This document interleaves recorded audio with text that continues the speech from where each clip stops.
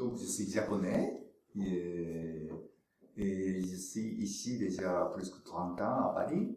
Mais par contre, au Japon, j'ai fait des études, comment dire, scientifiques.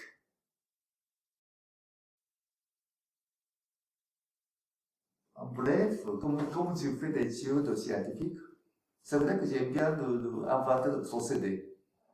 C'est-à-dire que j'ai travaillé beaucoup, c'est en fait par rapport à ce qu'il y a sur place. Donc, bon, en vérité, mais mon approche, je l'appelle passivité active. C'est-à-dire, en fait, moi, je ne choisis pas vraiment le matériel et tout cela. Bon, je me débrouille avec ce qu'on trouve sur place.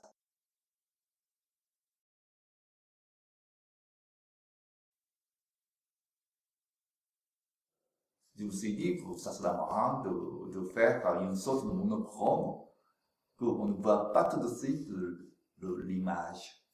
Et donc, ça cause ça fait il y a déjà quelques années, j'ai fait une petite série de dessins à l'eau salée, c'est-à-dire l'eau salée, après l'évaporation, il y a des cristaux de sel qui attachent sur le dessin. Donc, il y a quelque chose qui est sur le papier, et avec la lumière rasante qui arrive, du coup, l'image apparaît. Donc, j'ai eu cette idée d'utiliser l'eau de mer parce que je me suis dit peut-être c'est assez important de changer de l'eau, mais la Méditerranée, l'Atlantique, le Pacifique et tout cela.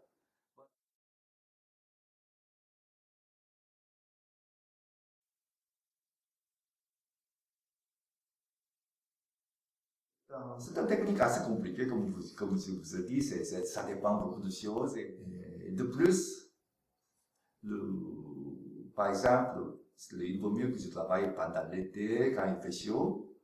Mais par exemple, quand il y a un orage qui passe, ça change complètement les données. Il y a des chutes de température très soudaines.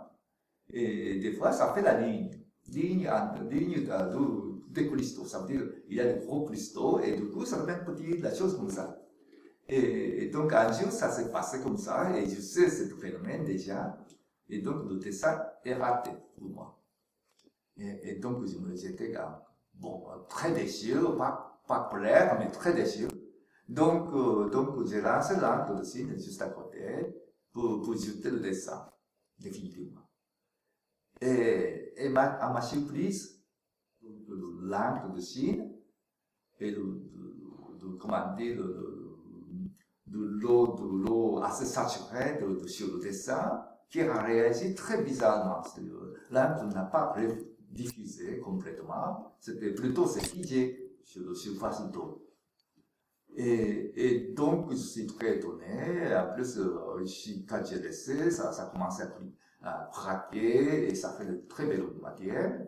Et donc, je me suis dit, bon, je dois travailler ça aussi. Voilà.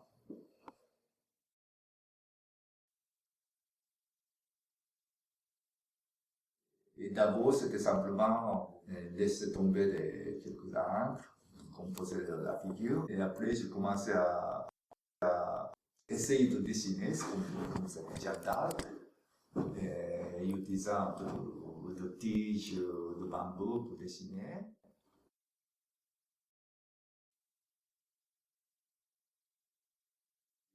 Très souvent, c'est aussi, je détruis la jolie trace que je fais. Et, et donc, bon, est-ce que c'est innovateur ou un destructeur? Je ne sais pas trop. Voilà. Comme ça, on évolue, on n'est pas content toujours ce qu'on a, on est arrivé, et on détruit, et on a envie de faire d'autres choses.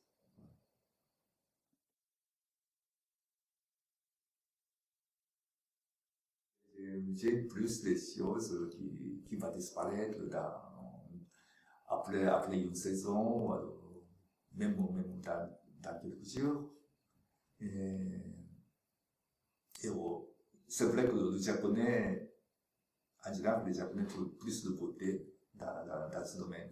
Peut-être c'est à cause de ça ou non, mais bon, j'aime bien de cet aspect passager. Et c'est vrai qu'en même temps, on a envie de fixer cet esprit, au moins, on laisse la trace de ça.